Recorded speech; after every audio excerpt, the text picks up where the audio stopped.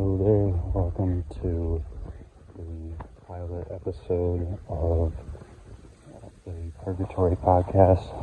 I am Diamond Delilah, and this is a podcast that I plan to put onto YouTube. As I take my walks every day. So basically just like blog post.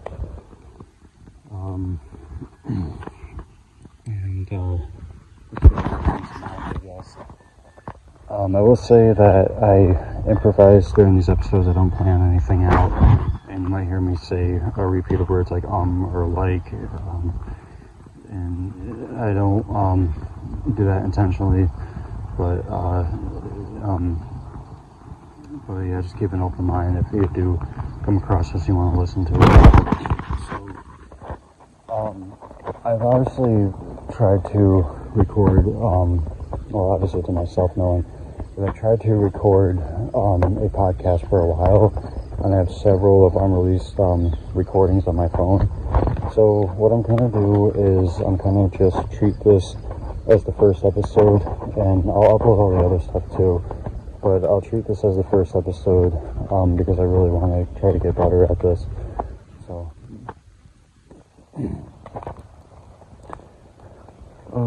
So basically, where I wanted to kind of start out with my daily schedule, or not daily schedule, my podcast is talking about my daily schedule and where it's currently at, and what kind of goals that I have, both short term and long term. But I think that the key here is to focus on things short term. In essence, it turns into something long term. So, like, there's a lot of long term ideas I have, but it's kind of nerve wracking to kind of try to think about them all at once. And I don't want my goals, so to speak, to be minimum and too easy. I want them to have some sort of challenge to them. So, those are my daily schedule. So, in my daily schedule, I just want to kind of re-put this in my phone. For my daily schedule, I try to be up at 10 o'clock a.m. And that right there is my morning routine, which includes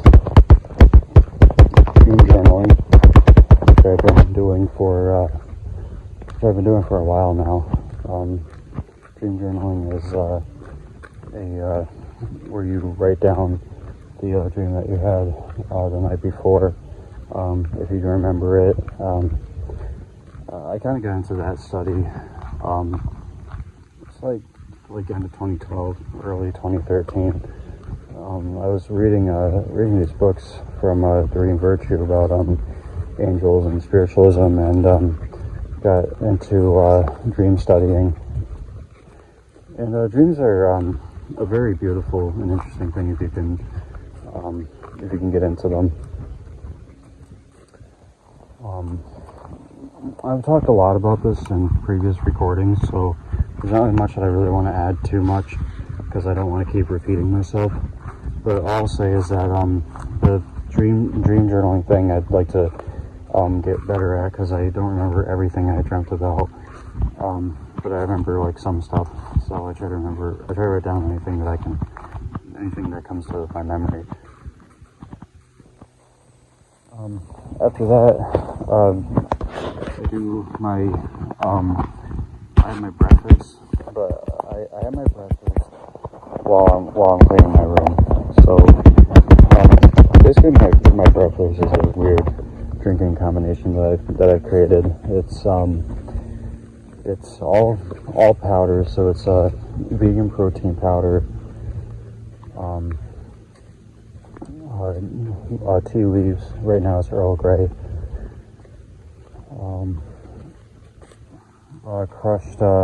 Crushed diamond, which I thought was real diamond, but is actually silver and I think silver and platinum together. Still is pretty interesting. The golden milk mix, which is turmeric and ginger powder. Grounded coffee, or coffee grounds. Cocoa mix with a hint of matcha tea in it. What else is there?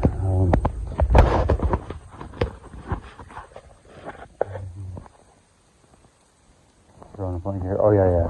AG1 powder, which is a micro and super green powder that I get off of Amazon.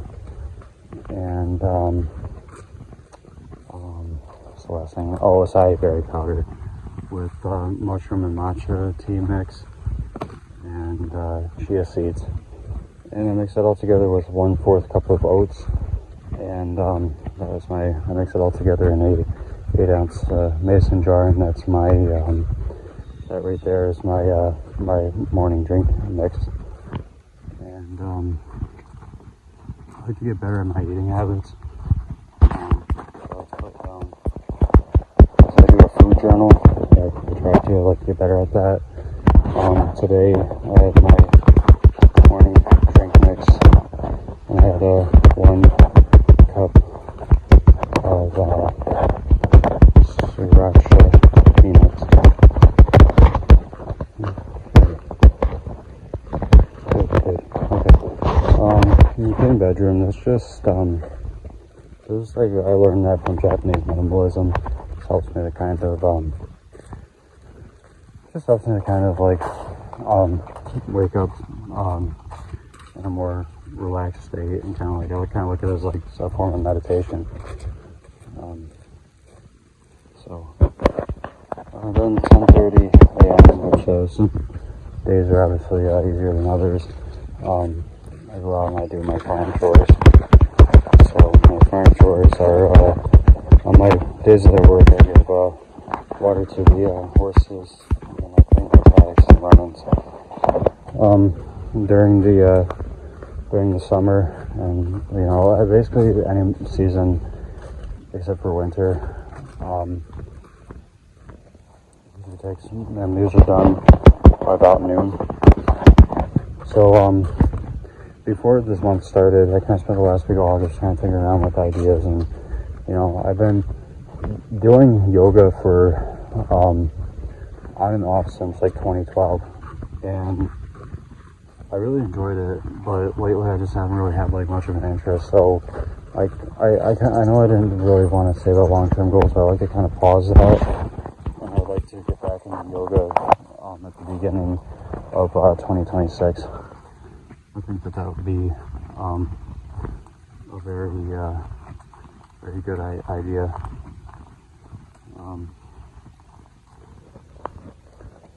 Just because I feel like I'm just not mentally motivated to really go and do it yet. And I feel like it'd be a good time to start at the beginning of the year. But at noon that changes today to walking. Even though it's 12:35 right now, I kind of got a late start today on things, but that's okay.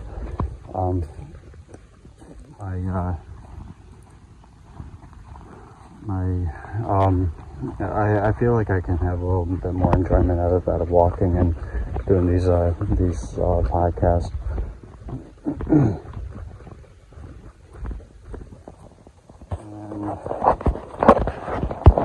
let's see what else is today. I mean, I go back and forth. I mean, part of me wants to do yoga, and another part of me is like, I'm not ready, and I gotta stop looking at it as a chore, because that's like kind of how I look at it. So I'd rather just kind of just wait until I'm ready to do it, And then 1:00 p.m. in a perfect world, I'd like to work on my hobbies. And I was going back and forth between doing different things each week. And then I'm like, I want to just settle with one thing for a month. So I'm going to focus on literature. And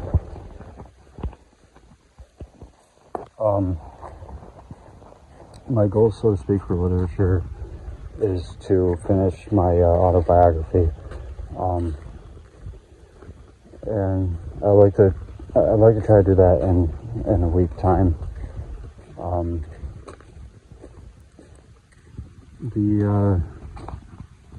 The problem with that is it's possible, but it's I don't know, I think I'll be cutting it. Anyways, there's an unreleased autobiography of my life that I've been kind of working on since last month, and it's obviously a story of my life up to I'd like to go as far up to age 32 when I hit there in December. It was basically just a story of myself, and there's a lot of things that I don't want to talk about. So,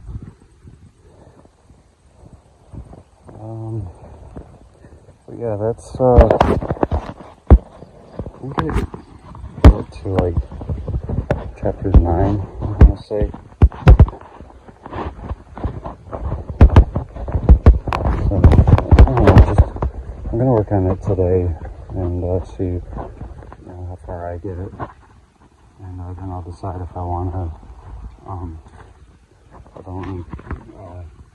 try to push that into getting it done this week, or I want to make it a more of a monthly project, or a month project for me. And then at 2 o'clock p.m. I get ready for work.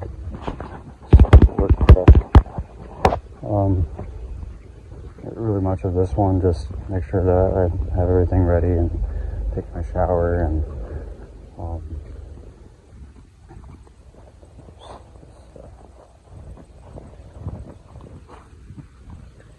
yeah, that's basically it. Let's see this recording is hot. So then, the only other thing left that I can kind of talk about is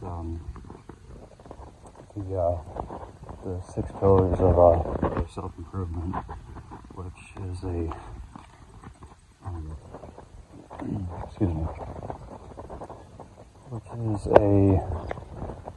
tool that I've learned from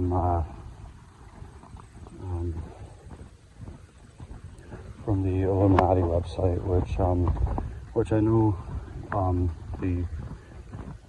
it's very negative and kind of looked at in that sort of way, but I kind of look at it as finding your greatest version of yourself, and that was through a video from Infinite Waters, where the creator said that we are the Illuminati because we're eliminating ourselves into our greatest versions. So where does that kind of help us? And the way I kind of look at it is I kind of divide. It's not I thought it was to this extent, but it's kind of similar. I mean, it's like when I was focusing on it, I kind of like lost track and trying to find the old pictures. I couldn't find them, and I finally did. But the way it kind of works is it's a wheel that starts from 1 and goes back over to 1. So it goes mental, health, physical, environmental, financial, and spiritual. And with that being said,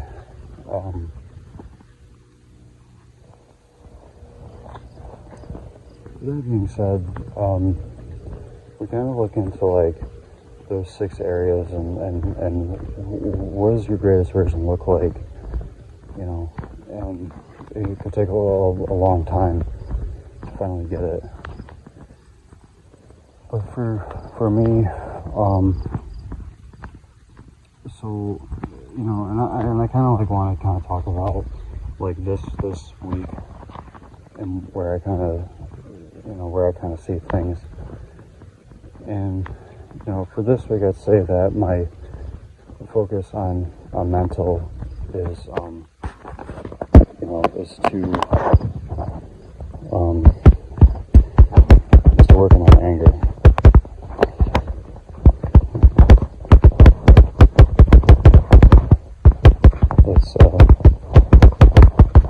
That's like a huge thing that I have to struggle with. Which I've been kind of trying to work on for most of my life.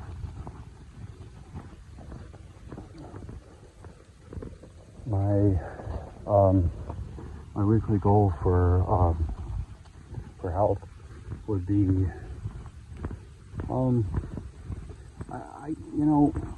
I guess I'm gonna put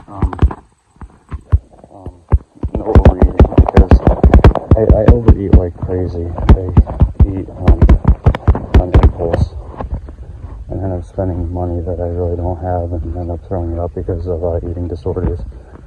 So I'd rather kind of get strict about my eating habits and not spending money, not overeating. I'm just trying to look at it from both a financial and health sort of outlook.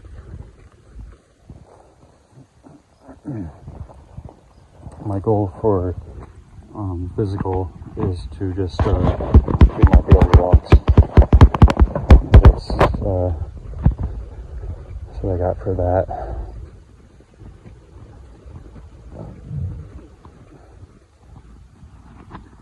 My goals for environmental is just to focus on minimalism.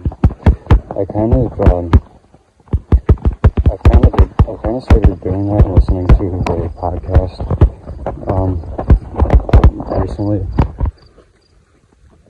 So I kind of got some ideas.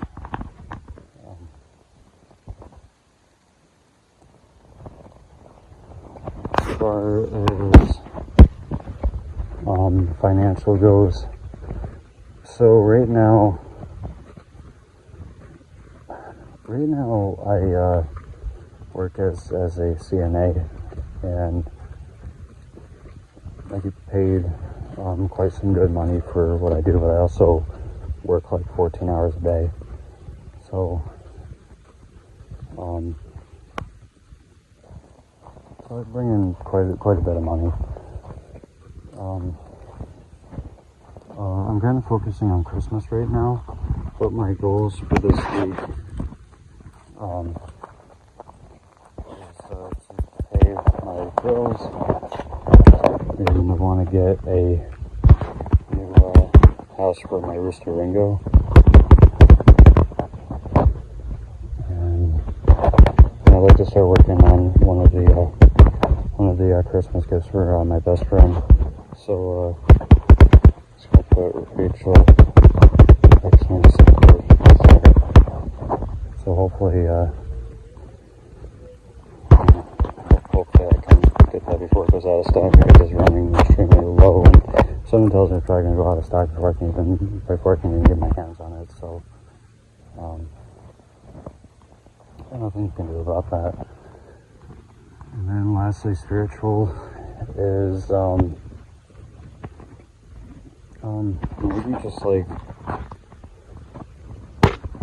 maybe just to meditate more. Maybe I'll just put down meditation. Not really like much there that can really say.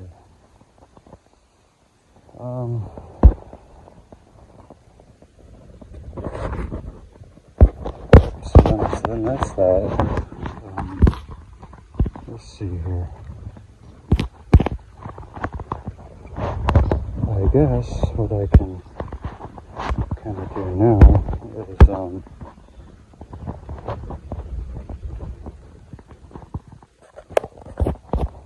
talk about some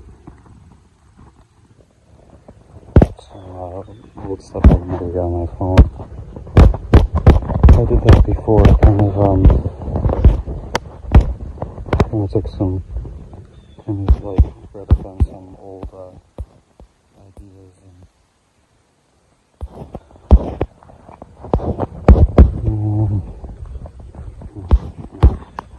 I wonder if I have any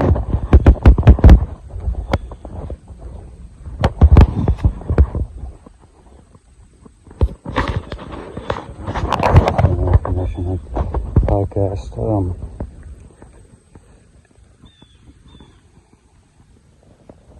So what is there to really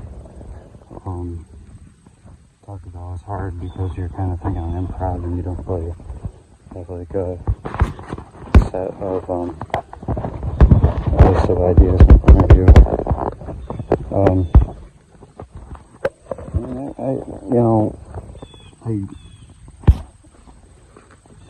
I guess I can kind of talk about what my long-term goals are. I mean, like where,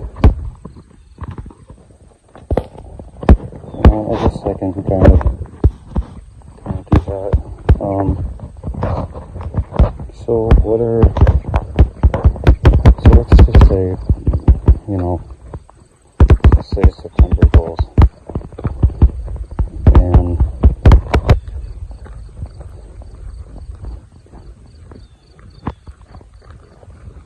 I guess for September goals, I would put down,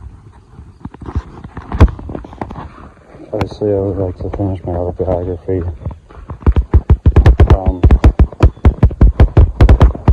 I'd also like to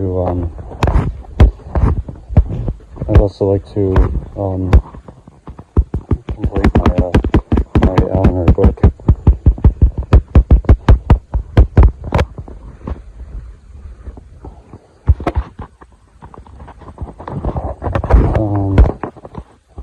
As far as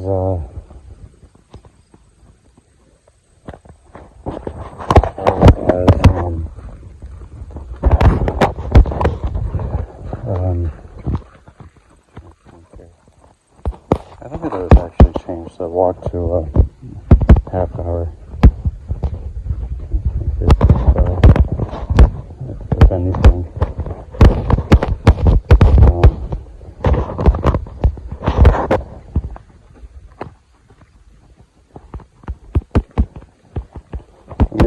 Maybe another thing that I actually will put a little bit back in there. Because I don't know, I really want to push myself to get back into it.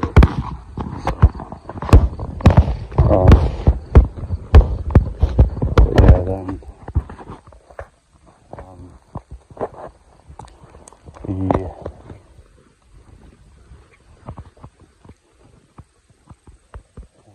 it's weird because, like, I have, like digital decluttering that I like to do, and, maybe I can focus on digital decluttering,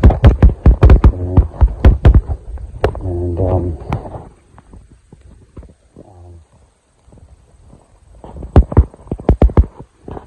I guess for financial, pay off,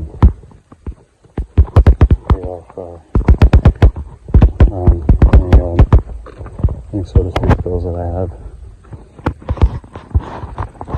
Yeah, that's that. I'm gonna cut it here, and just cause I don't have much to really talk about anymore, and I'm gonna put like the old episodes in with this, so. Alright, so let's talk about the Beatles. So, what is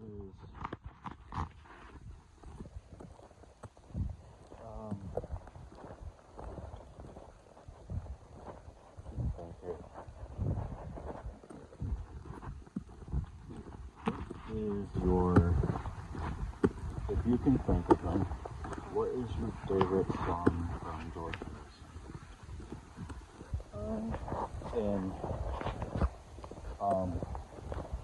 I understand if that's like a really complex question. There's a lot of them. I would say it would be somewhere between I Need Mine, For You Blue, and Texas Again. So it sounds like you're more into like the Let It Be type of Let It Be type of era, which is great because your birthday was the May 8th, which is the day that was released. Oh, really? Yeah, so that sounds really cool. I didn't know that I Need Mine has a gospel choir in it. I didn't know that. Yeah, it's pretty decent. I found that out. For You Blue, I like that song a lot because it's very like, you know, bluesy, I guess. Not to like have a pun on the song title, but it reminds me of like they were sitting there one day. And I don't know if this is the story, but like I think of that and I think of the B-side, Old Brown Shoe. Yeah. And I kind of think like they were like talking to each other.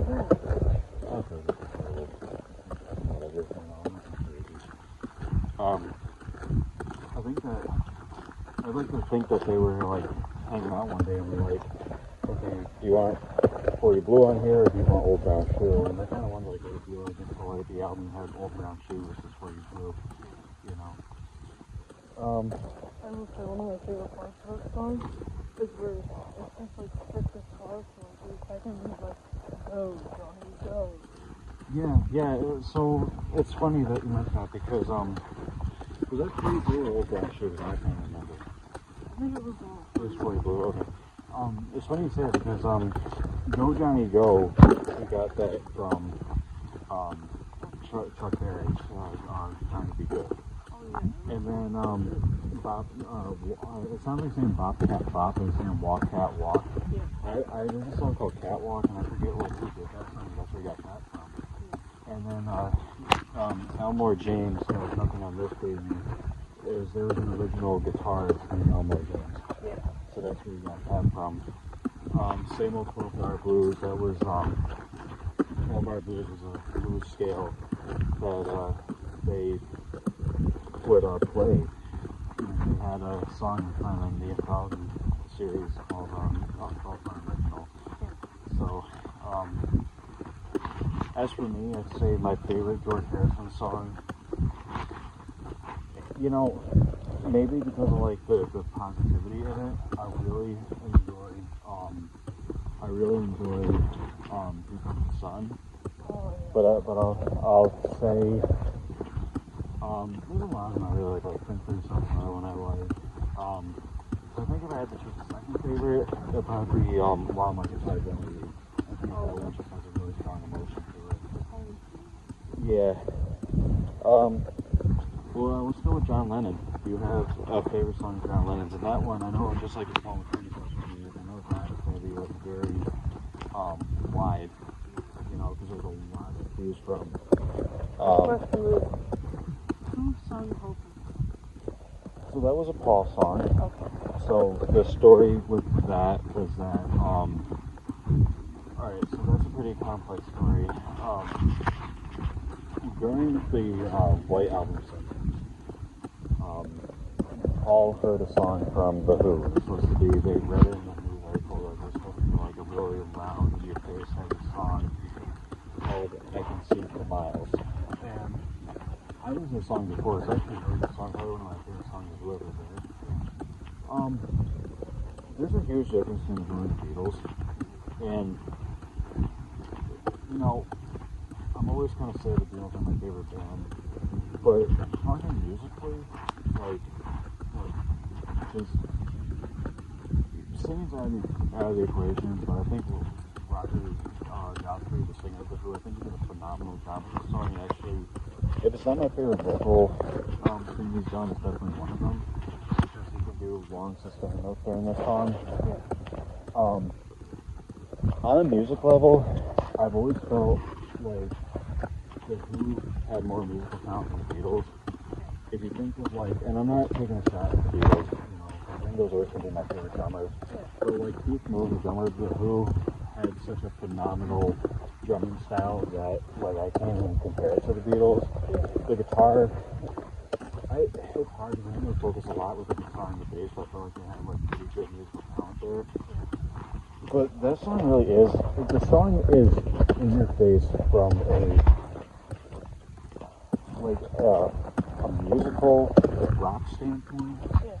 But the reason why Helter Skelter is more in your face is because it was actually, a lot of people look at it as the founding ground for metal music, for heavy music. Yeah. When people hear that song, that a lot of heavy metal artists like Black Sabbath and I can say Led Zeppelin, but Black Sabbath, Judas Priest, Deep Purple, a lot of these guys will say that Helter Skelter is one of the songs that really influenced them about, you know.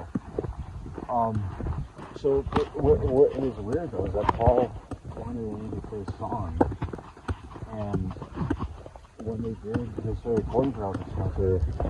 What I have a hard time understanding is hearing Paul talk about being influenced by a beautiful song and then going into the recording session for Helter Skelter, like the first take was like 10 minutes, and then the second take was 12 minutes, and then the third take was 27 minutes.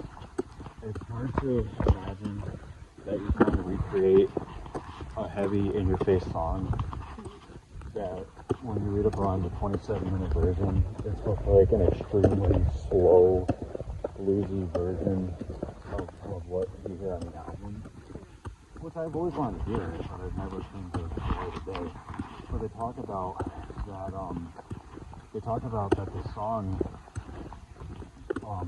was like, it was so slow for them that at one point George Harrison got bored and put an ashtray on his head and lit on fire and running around the studio saying, "I'm Arthur Brown."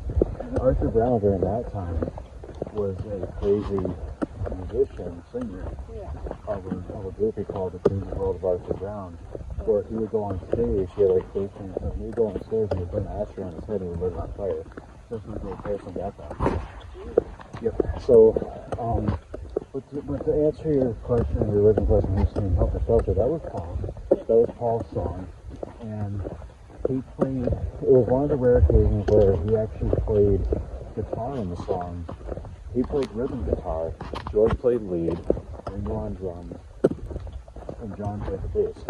John played a 6-string bass guitar for the song. And Mal Evans, their roadie, and they're kind of like their big brother, so to speak, played the trumpet.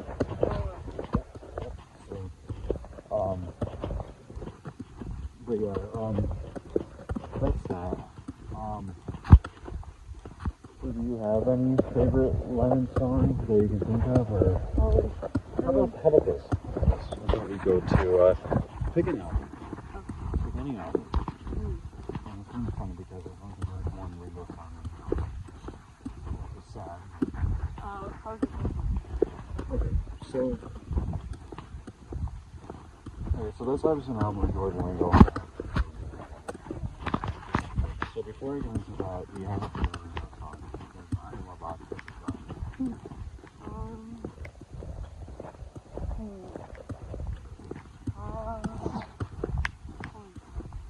I have 3 of them. Even though I know it's not in the just in general. Act Naturally. Yeah. After Christmas Garden. And Will House on Ice. That's a good one. Alright. Let's play again. Okay. Wait, is this the end? Yeah, turn back right there. Oh. Yeah. Okay. So let's play again. Now, we're going to play a little tournament type thing, alright? Let's put this in my phone so I can remember. Alright, so you tell me. Hang on. Alright. We're going to do a little tournament type thing, alright? Would you rather have Please Please Me or With the Beatles?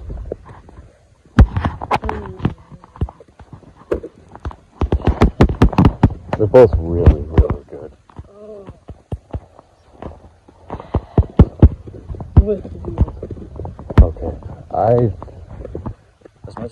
with the Beatles, I'd rather have Please Please Me. Mm-hmm. So I'll put you down.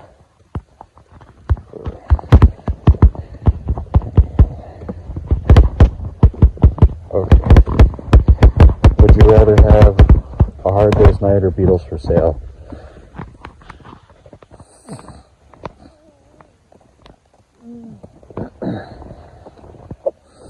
I'm gonna tell you why.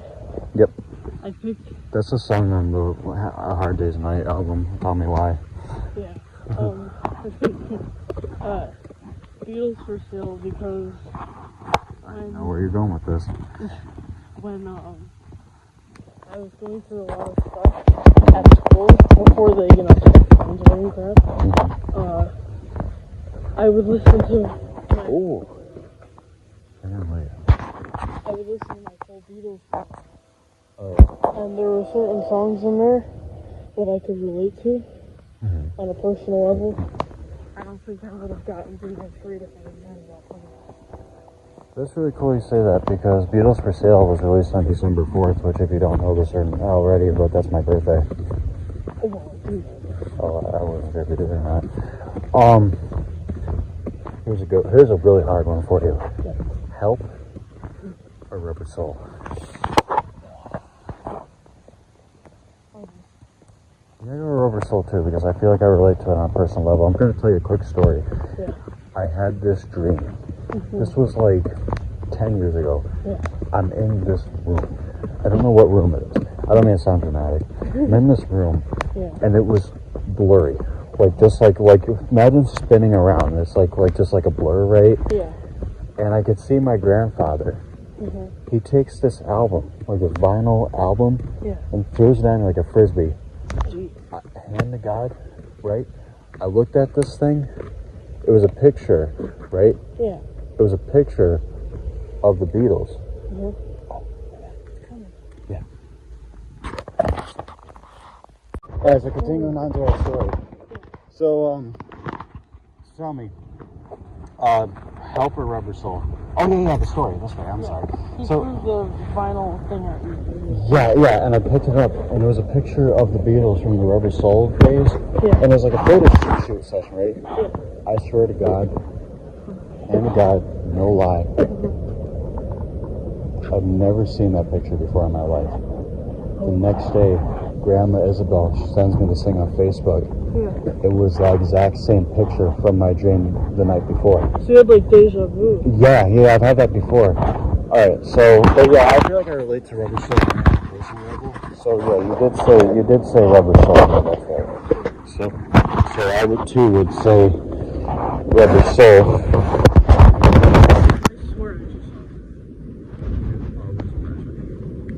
Is that normal? Around here? Yeah. Yeah. Alright, let me see, let's go. Close to the 1 in 10 fast carry. Yeah, I know, you gotta be careful. But it didn't. It wasn't. This one's really hard. And even I have a hard time with this. Revolver or Sergeant Pepper? Oh.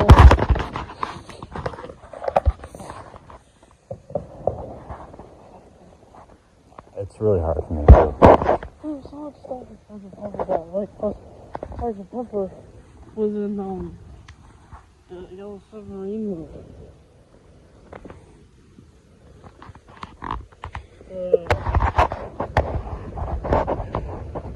Reminds me of my friend had a Philly shoes debate. Originally it was either Paul or Ringo, and then they changed it. No, he's right about that, yeah. Yeah. I mean, that's a really complex story. I mean, even I got sucked into that. Yeah. And I mean that in a good way, you know. Yeah.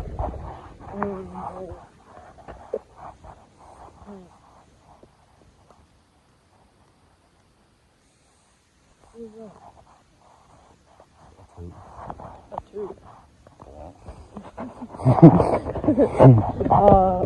And then I do. But if I didn't have a revolver, I wouldn't have tax man. The tax man. I love those songs.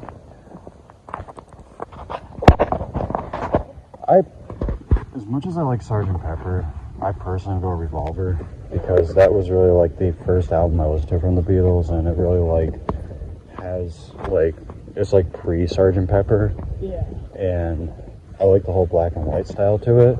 Oh yeah. But it really like that really was like, if you think about it, was really like the first album to lead into psychedelic music.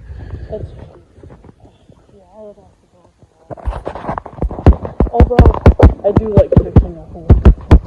Sgt. Pepper is great. It really is. It's like, if not their best album, it's one of them. And it's hard to say like if that's my favorite or not. But yeah, no, it is definitely a really great album. I will say one of my top favorites is Yellow Submarine. I remember when I was little, most of the songs you introduced me to. Yeah, I do remember that. Yep. Hey Bulldogs were my favorite. And I remember my friend's teacher was like, I don't like Hey Bulldogs. I was like, why? And he's like, oh, because when I was a kid, we were finally waiting for their album to come out, and they were just barking like idiots. Why don't you go bark up a tree, you jackass? I was like, well, they revolutionized music, you know? I hate when people like say like oh, the Beatles sucked or something. It's like, okay, yeah, they sucked. That's why people still praise them 50 years after the fact, right? 50, 60 years later, right? Yeah. Fire cat. Oh yeah, I see. Yeah. Either that or it's a spider, because spiders' eyes glow at nighttime, and I've had times where I've seen like wolf spiders that like I walk by, and I don't get scared of spiders like other people, but I don't go on my way to play with them, you know? Yeah. So, some of the really big ones kind of give me a little spine shiver. But, alright, here's a hard one. Magical Mystery Tour. Well, this one I know I'm going to walk into, but Magical Mystery Tour or the White Album. I gotta say the White Album too, because of how like complex it is. But Magical Mystery Tour is such a gem. You know? It is a gem. It really is. It reminds me when we were high and driving across the But the White Album, it's got my precious hope and stuff. Is that your favorite song on the album? Oh yeah, I love it. What's your opinion on Revolution 9? Because I really like that song, but I know a lot of people like... That's one of my favorite songs. That was really cool. When I first heard it, I liked that... It was interesting. It was very, like, I couldn't really describe it. It was, like, very, like, dark. I couldn't listen to it by myself, alone in a dark room. Yeah. But then again, what can I listen to alone in a dark room? You know? Alright, and this one, obviously, is a really hard one. Yeah. Let It Be or Abbey Road.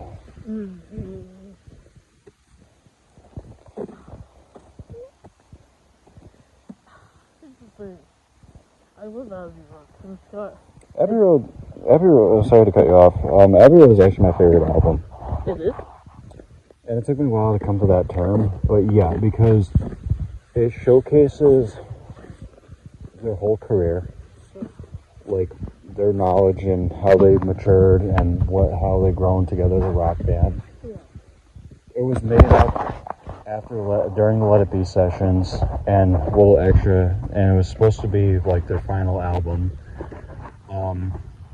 They were originally not going to make the album, then they decided, okay, let's go and do it, but this will be our last album. They didn't know it was going to be the last album, but it ended up being the last album. Yeah. But they all knew that they were tired of working with each other and didn't want to do it anymore. Yeah. And I feel like, honestly, all my favorite Beatles songs come from that album. Like, my favorite John song is, I Want You, She's So Heavy. Oh my god, I love My favorite George song is Here Comes the Sun. My favorite Ringo song is Octopus's Garden. And honestly, my favorite Paul song is Oh Darling. Oh Darling's good. Yeah, so it all comes from that album. There's also Natural Silver. That's a really good song. A lot of people don't like it, but I liked it. You know, I understand why they didn't want to put it on there, you know, but yeah. I liked it. And, what's the other one? Sun King? That's a good one. Yep. That was influenced by Fleetwood Mac. Yeah, and Fleetwood Mac. Yep. So what do you think? Let It Be or Abbey Road? I feel like Let It Be because it's got That's such a good song. I know, I love that song. It's got the two of us, literally, out of, no offense to the other albums, they're awesome, but, the, Let It Be album, I like most, if not all, of those songs. Not that I don't like the other songs, just I get you. I could listen to that full album, have no issues, but there may be one or two songs where I'm like, oh, I've heard this a few times. So. Yeah, no, I got you. I love how I've Got a Feeling and One After Now and I go with each other. I've got a feeling. Alright, so with the Beatles or Beatles for Sale,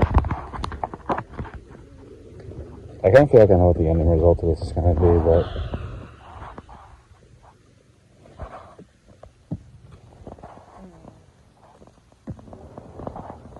Finding him. no, I'm just tapping my feet. I don't kill bugs. Okay, I can't.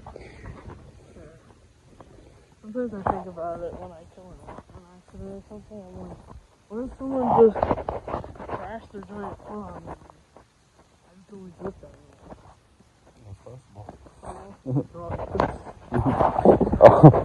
Unless the meanies come to life, I don't think I have to worry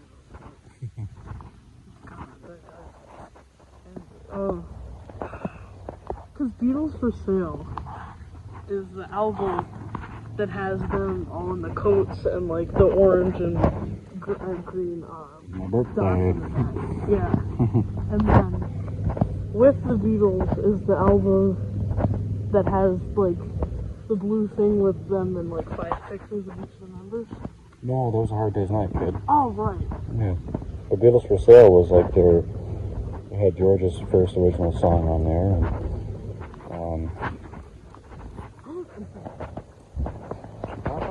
just gorgeous. Oh, that's the one for the no. It's a black and white album. Just even your opinion can change at a later time. With the Beatles for Sale. Just because of how it got me through all that. This might be the hardest one. Rubber Soul or Revolver. I know what you're thinking.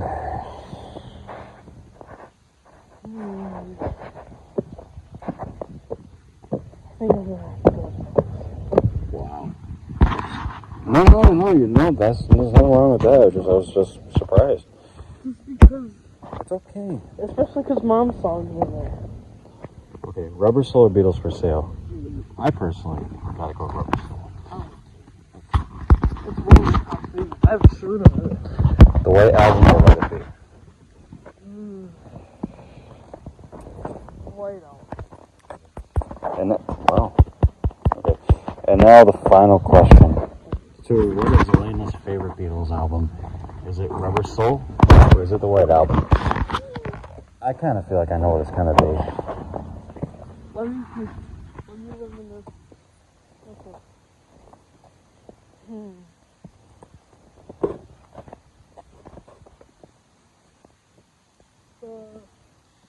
Let me ask you a question.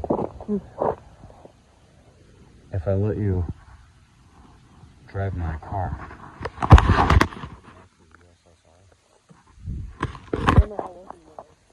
whoa.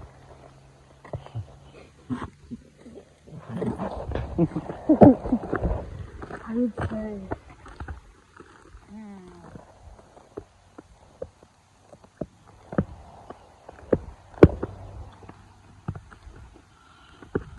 It's so hard.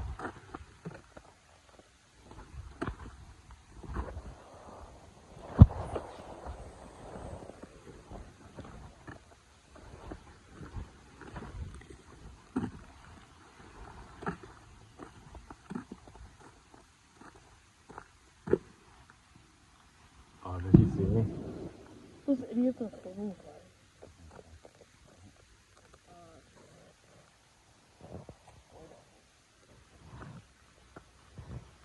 Yeah, okay. Alright, so. Alright. No, I'll tell you this. The original album titles. As far as I can remember. Disney was originally called Off the Beatles back.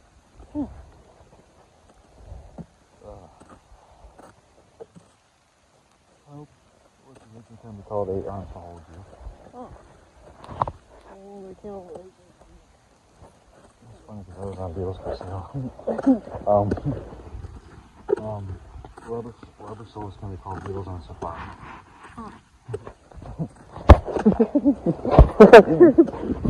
I'm sorry, I wasn't just George up as a giraffe or something? No, I wasn't expecting that response.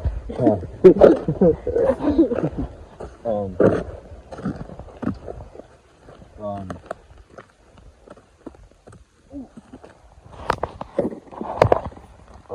I'm gonna turn my phone Oh yeah, Revolver is going to be called Four Sides of the Eternal Triangle. I like that title. But it's like Revolver too. Yeah. It's simple, but not. Yeah. Sergeant Pepper's Lonely Hearts Club Band, which I'm glad they did that name was originally called. One down, 6 to go.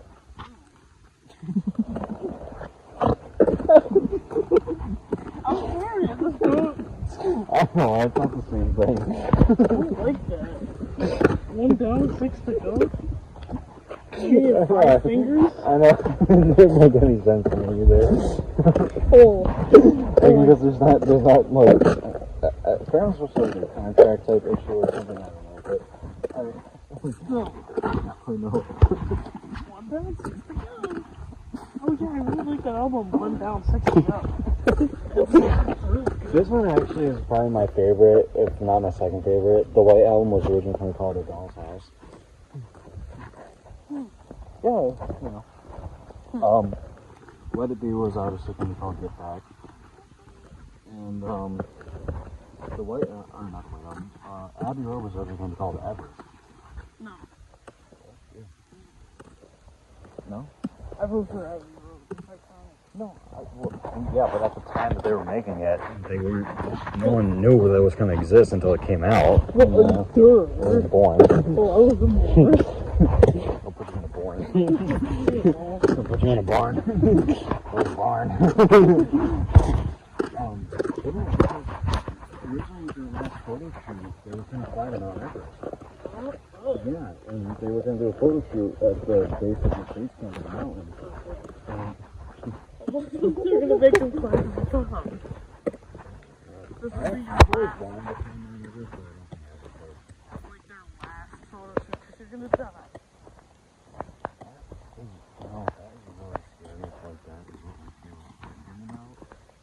Like, I don't think anyone thought that they would Drop their white beard. but yeah, no, and I thought they did go with that bureau, but it would have been cool if they called it Everest.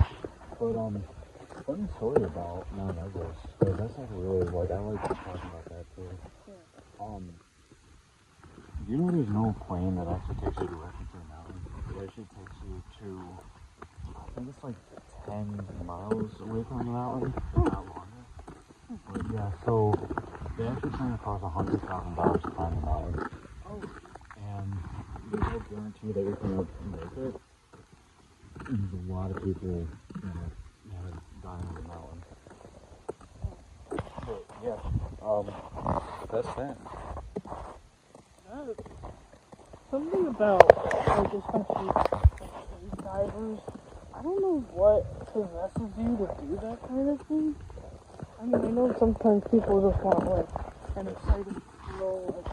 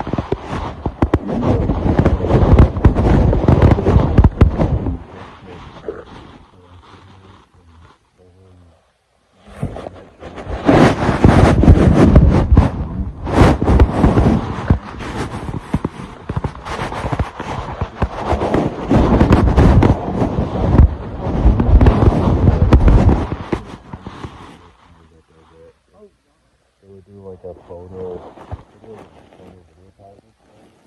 It's really process. Both of us would do a 5 day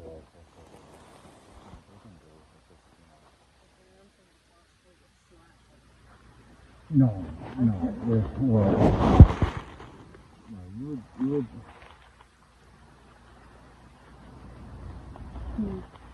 How high am I? So it'd be 2,000 feet.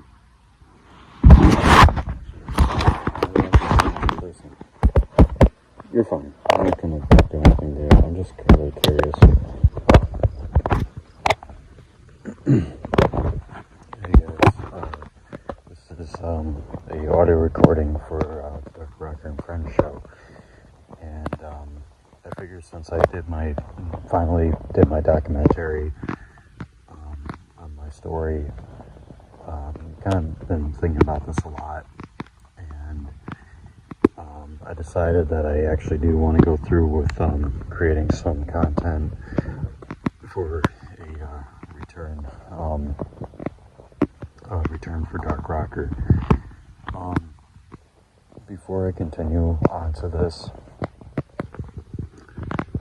I need Jake and Rob, when this comes out on YouTube, when they discover it, I need the both of you to listen to this, because what I'm going to say is going to be everything about Dark Rocker's return promo and career and all that stuff moving forward in a nutshell.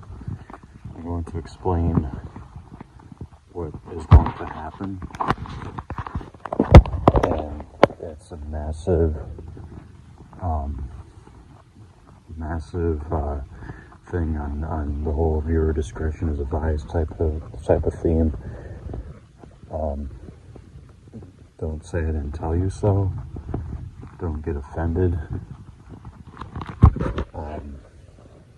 I was thinking of Dark Rocker becoming a heel again, and what makes a great heel is one who stays in character. Even behind the scenes, they're still in character. Even in interviews, they're still in character. Even when everybody puts it down and doesn't pay attention,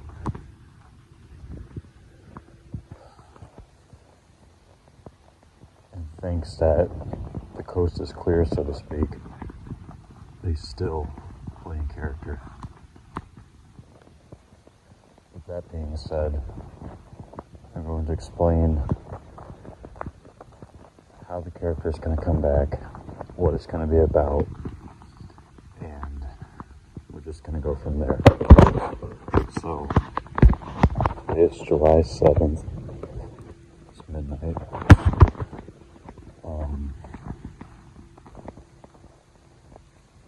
I'm going to say till July 16th,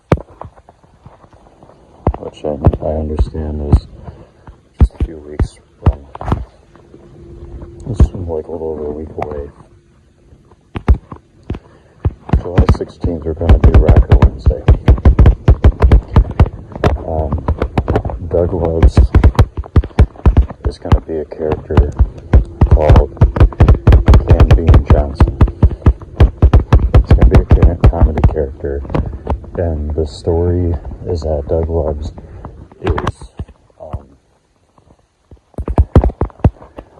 is living off of canned beans in order to save money. The truth of the matter is that I am trying to be frugal and very disciplined, so around this time I'd like to start getting big on saving money. So that is kind of a reflection of my real life personality.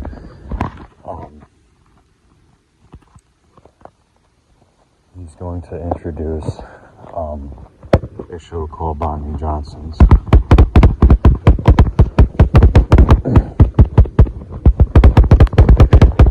Dark Rocker is going to return, and it's going to just be a little silly type of, he's going to challenge different wrestlers, and he's going to like do like a week challenge type thing, and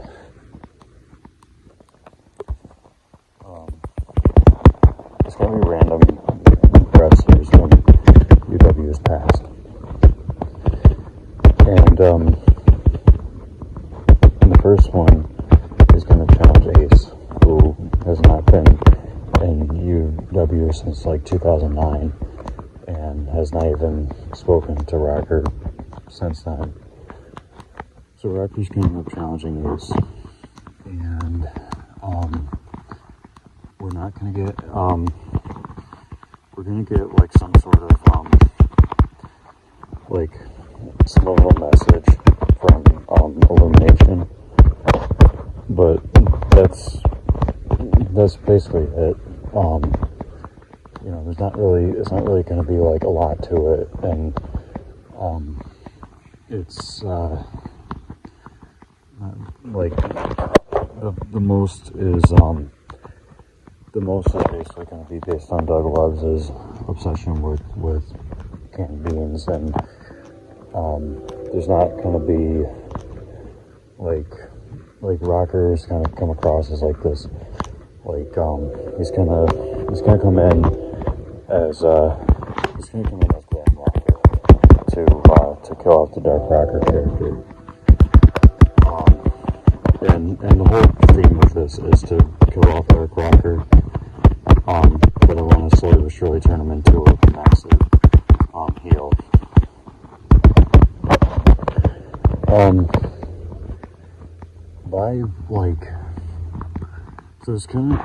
It basically like with the like challenging things, knowing that people aren't going to respond, it's gonna start with Ace, and then a week after is gonna go to Flame Damien, and then the week after that,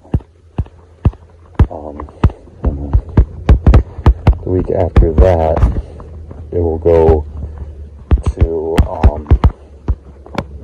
to Tank, and then not exactly like sure, not exactly 100% sure on well, I think about this really quickly. It's kind of cool. The train's coming by. It's like around the same time on the walk with my little sister. I can actually hear it coming. It's pretty cool. So just before we continue on with how the heel character is going to get more progressively stronger, July 16th will be a challenge Ace, and then July 23rd will challenge Flame Damien. July 30th will challenge Tank. August 6th will challenge FedEx. August 13th, even though FedEx passed away, he'll challenge the Mets at X.